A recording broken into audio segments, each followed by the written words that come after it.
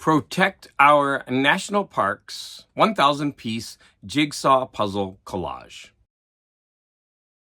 Hi, welcome to Jigsaw Geek. So this is my first official puzzle that I put together for this channel. Now I did release a short of me time-lapsing through the making of this video, and I'm actually going to make a video about the whole process of trying to time-lapse a puzzle. It took me quite a few tries until I stumbled on something that worked for me. I would be very curious how other people in the community time-lapse their puzzles, because for me, the loading it into a program, I had to do it a couple times. Anyways, I'll talk about that in a separate video, but that was a difficult challenge for me. Another challenge is proving to be the lighting. So I think I'm going to make a video about all the difficulties surrounding making jigsaw puzzles. And I guess I'm here in this community to bring jigsaw puzzling down a notch or two, because every video that I watch, they're beautifully laid out, they're beautifully filmed, the lighting is gorgeous, the backgrounds are all clean and pristine. And with my videos, you're going to get a lot of darkness and dust. But anyways, I hope you're along for me on this new channel of mine. The people who know me from my other channel, which is Garage Geek, know that you're in for something a little bit unexpected when you watch one of my videos, because I throw in everything but the kitchen sink. So I am going to talk about the making of this puzzle, but I also want to use this as a talking point for the national parks in the United States. So first off, I'm going to talk about the puzzle, the puzzling experience. I'm going to be putting the B-roll of me speeding through the puzzle.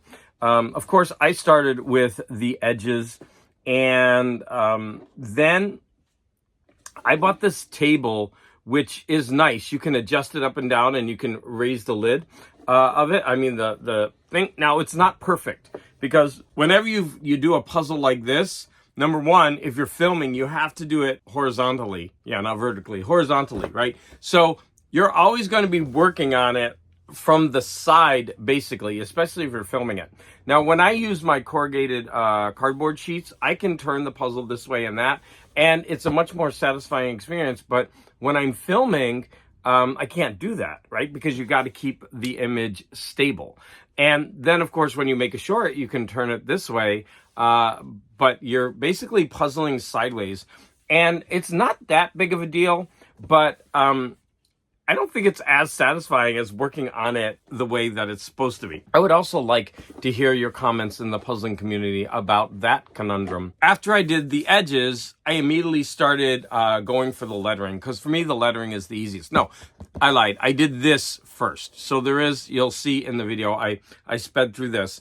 And then I started putting together all of the, the different lettering on the puzzle box. The problem with that was I had all of these letters laid out, and they were sideways. And then I took about 20 minutes at the end of the first day, and I just looked at the poster puzzle, and I just took all of them and I put them in order where they belong.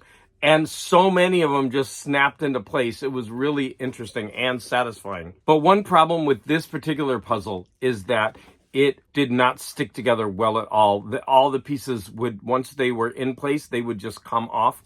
And it made moving the puzzle pieces around really difficult. I also had problems with that when it came to gluing the puzzle, but I'll talk about that a little bit later. So then after I got all of the main puzzle parts in order, I then went for all the smaller wording of national parks, and I started putting all those together. And oftentimes those would clip to the top of the name of the park of a different park.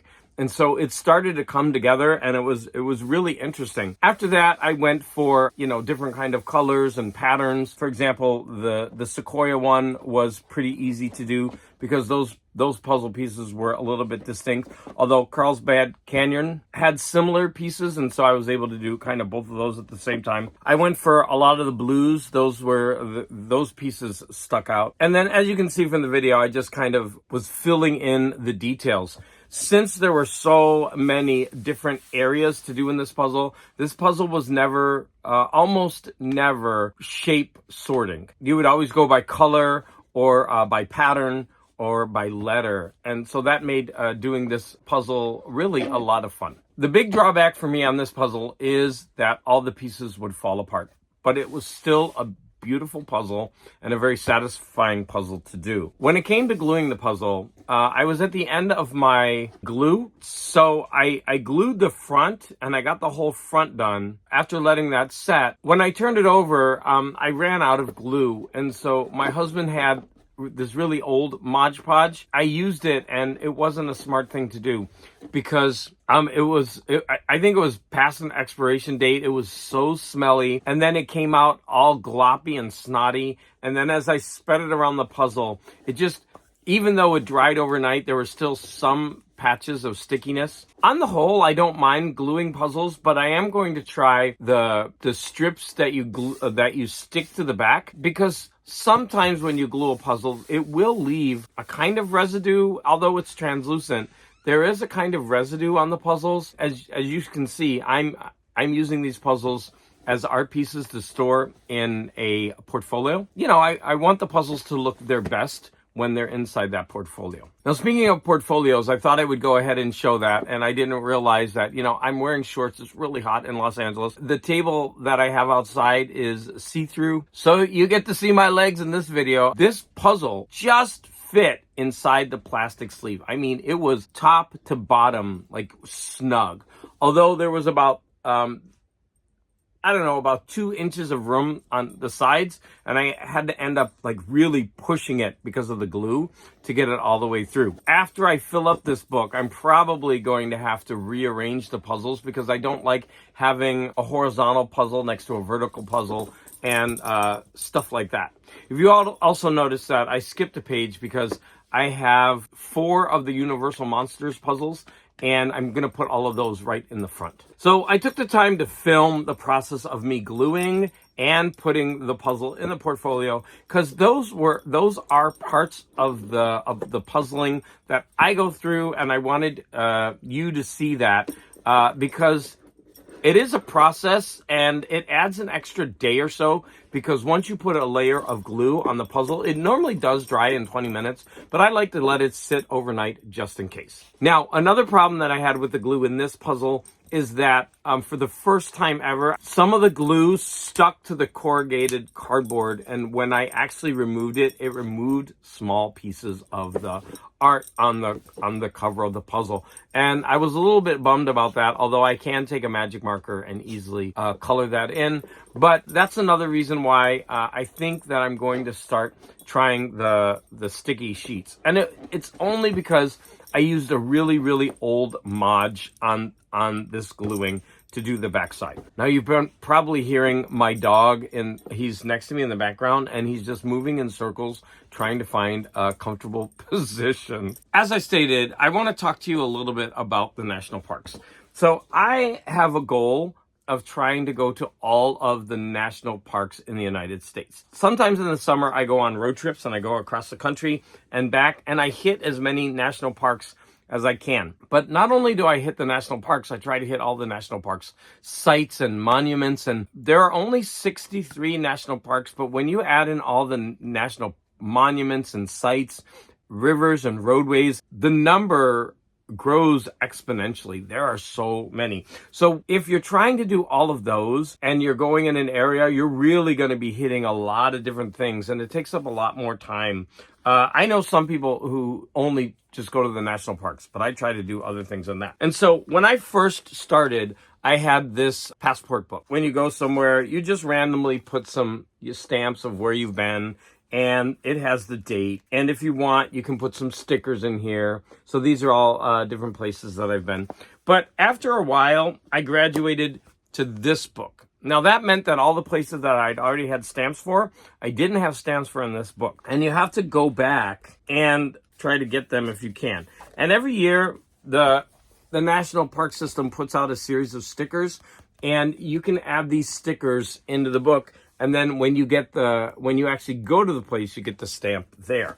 This book is really cool. And so, for example, on this page, I have been to those two sites. Yeah, one of them was a national monument, and the other one was a national historic site. So neither of those that I just showed you were actual national parks. Here's an example of two places that I've been to, right? This one is, as you can see, I have the sticker and the stamp. And this one, I just have the sticker, but not the stamp. And that's the Statue of Liberty. What I did for the Statue of Liberty, I actually wrote them and I sent them a sticker and they sent me one back. I've been to the Statue of Liberty, I think twice, but I didn't want to go back. I have the stamp here. And so I wrote them and explained that. And they actually just sent me the stamp in the mail. Now, I don't care about the date on it. It's more of that, hey, this is where I've been. But going to the Statue of Liberty, it takes a lot because staying in New York is expensive. And then there's always a huge crowd to get onto the Statue of Liberty ferry. And so, I mean, it could be sold out easily. So for me, the best option was just to get the stamp. It was nice of them to actually send it. So obviously the area that I have the most stamps for is the area that I live in. And so this is the stamp area for California. And you can see that I've been to almost all the spots.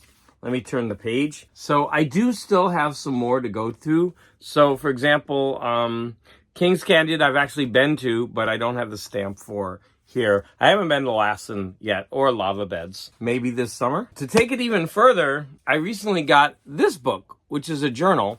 And in this book, it has a page with an image of all the national park sites. So for example, there's Yosemite, which I've actually been to. And what I'm doing is I have a little photo printer and I started printing out images from when I went to that park. So this one is Crater Lake. And you can see the different images that I took. Here's another one. This is when I went to Petrified Forest. I'm toying with the idea of, oh, here's Redwood. Like I said, I'm toying with this idea of not only am I filling in the major pictures, I'm also going to put smaller pictures to fill in these gaps. And I actually like that. I think I'm going to keep doing that. I need to get some more images to fill this in. So this one is from Yellowstone National Park with my friend Bob. In addition to seeing a jigsaw puzzle put together, you also got to see a little bit of my journey on the national parks. I might take another road trip this summer, and I'll definitely be filling in more of the national parks. My daughter also bought me a scratch-off national parks poster that I have hanging on my garage door. Now, I've actually been to more of them, and I could scratch them off, but I'm only scratching off the ones that I actually have stamps for, even though I've been to more. Well, I hope you enjoyed this jigsaw puzzle / national parks journey. Check out my other channel, which is Garage Geek. I'll leave a link in the description.